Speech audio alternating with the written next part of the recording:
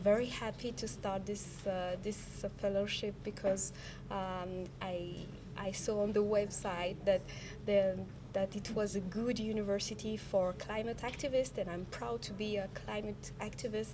And I'd like to meet other environmentalists and other American activists too regarding climate change, because in my country that is the fifth most vulnerable country in the world regarding climate change.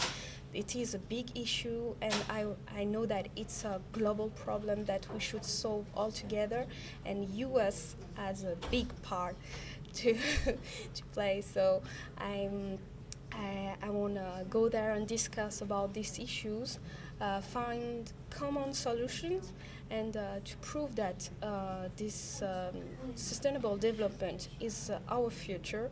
And as youth and young Africans, we should all play a role in our community to change and to bring positive change.